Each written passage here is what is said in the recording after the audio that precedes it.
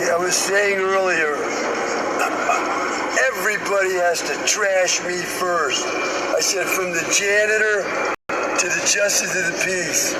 I was thinking, justice of the peace? Why did I say that? Well, now that I think of it, the justice of the peace trashed me and my wife as well.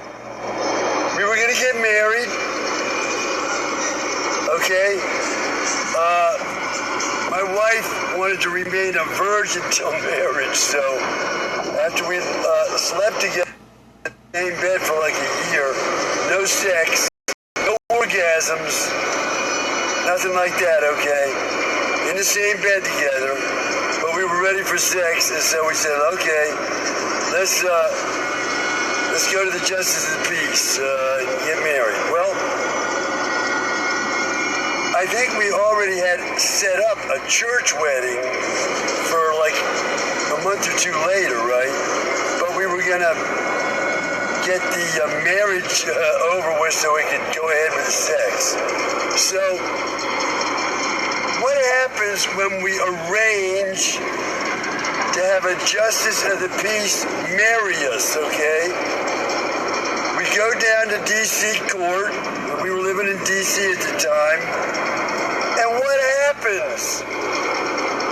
The damn justice of the peace is not showing up for the scheduled wedding time. Like, I don't remember what his time was. Let's say it was 6:30. We're there at 6:30. We're early. We were there maybe 6. And we're waiting. An hour goes by. Where is the justice of the peace? She was like over 2 hours late for our wedding. Okay? That's fine with us, huh?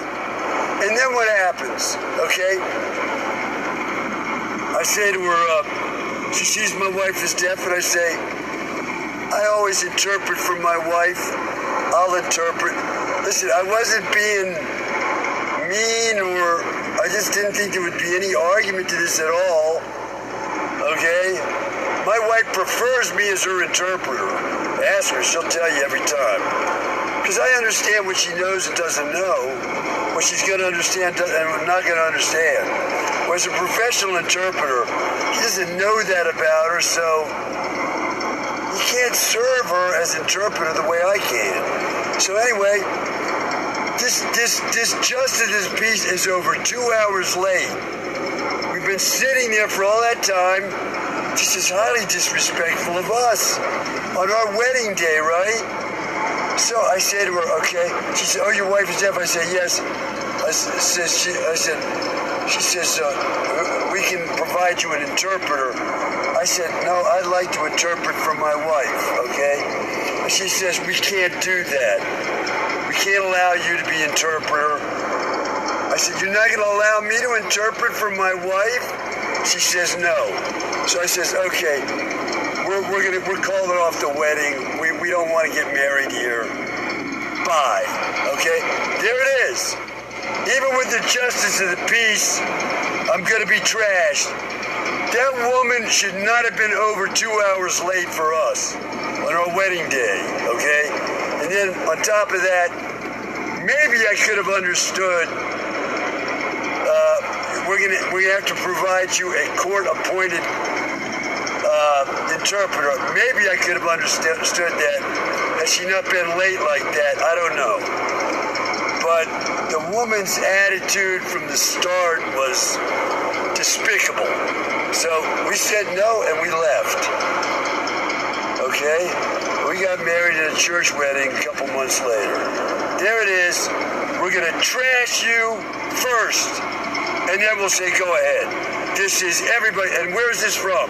This is from being raped, male raped, while I was asleep while growing up. This is the response people make to that. It's an instinctive response. People feel, no, wait a minute. For this to be right, we got to rape you first. Like we've raped you good and proper. All right, now it's okay. Go ahead. This is without exception everybody, from the janitor to the justice of the peace, just as I said.